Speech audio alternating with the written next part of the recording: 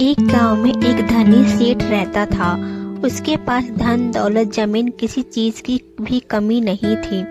कमी थी तो बस एक औलाद की। सेठ की कोई औलाद नहीं थी, जिस कारण सेठ ने 2 शादी की, लेकिन कोई फायदा नहीं हुआ। दूसरी पत्नी से भी औलाद की प्राप्ति नहीं हुई। सेठ उदास रहने लगे।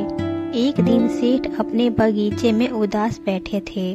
तभी वहाँ सेठ के दोस्त आए और बोले, क्या बात है सेठ जी, आप यहाँ उदास क्यों बैठे हैं? सेठ जी बोले, ऐसा कुछ नहीं है, शादी को इतने साल हो गए, मेरी उम्र भी बढ़ती जा रही है, लेकिन मेरे वंश को आगे बढ़ाने वाला अभी तक नहीं जन्मा। तब सेठ जी के दोस्त ने एक ऋषि के बारे में बताया और बोले, मैंने सुना है उस ऋषि के पास जो भी जाता है वह खाली हाथ नहीं लौटता।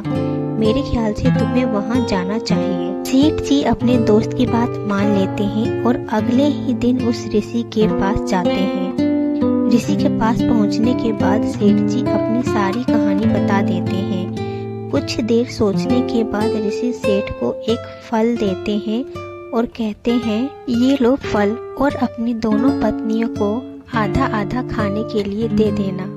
फल लेकर सेठ जी अपने घर आ जाते हैं और अपनी दोनों पत्नियों को आधा आधा फल खाने के लिए दे देते हैं। पहली पत्नी तो अपने हिस्से का फल खा लेती है, लेकिन दूसरी पत्नी काम के चक्कर में खाना भूल जाती है। जब वह सोने जाती है तब उसे याद आता है।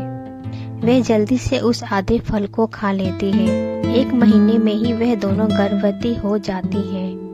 9 महीने के बाद दोनों बच्चे को जन्म देती हैं। पहली पत्नी को तो एक बहुत ही सुंदर बेटा होता है, लेकिन दूसरी पत्नी के बच्चे को देखकर सभी की आंखें खुली की खुली रह गई, क्योंकि उसने इंसानी बच्चे को नहीं, एक नेवले को जन्म दिया था। नेवले और उसकी माँ को देखकर सभी गांव के लोग हंसते थे। सेठ जी उस ऋषि के पास गए और अपनी दूसरी पत्नी के बारे में पूछा। तब ऋषि ने बताया कि वह तुम्हारी दूसरी पत्नी का फल एक नेवले ने जूठा कर दिया था और उसी जूठे फल को वह खा लेती है, जिस कारण उसने नेवले को जन्म दिया है। सेठ जी घर आकर अपनी दूसरी पत्नी से नेवले को जंगल में छोड़ने के लिए कहते हैं, लेकिन माँ तो माँ होती है। वह नेवले को जंगल में छोड़ने के लिए साफ मना कर देती है। तब सेठ जी कहते हैं, अगर नेवला तुम्हें इतना प्यारा है तो तुम भी इस घर को छोड़कर जा सकती हो। वह दोनों घर छोड़कर एक दूसरे गांव में चले जाते हैं। नेवला और उसकी माँ के पास खाने के लिए खाना और रहने के लिए घर नहीं था।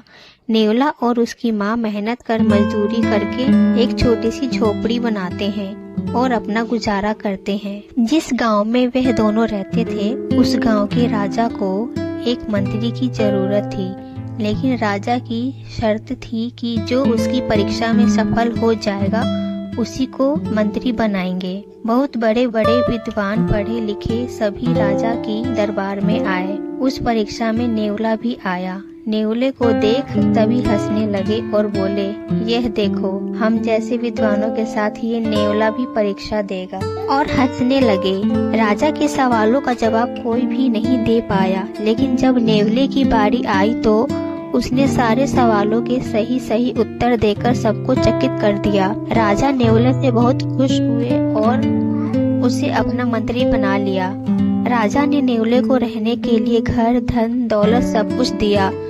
अब वह दोनों सुखी जीवन जी रहे थे। और उधर सेठ का बेटा कामचोर निकम्मा पियक्कर निकला।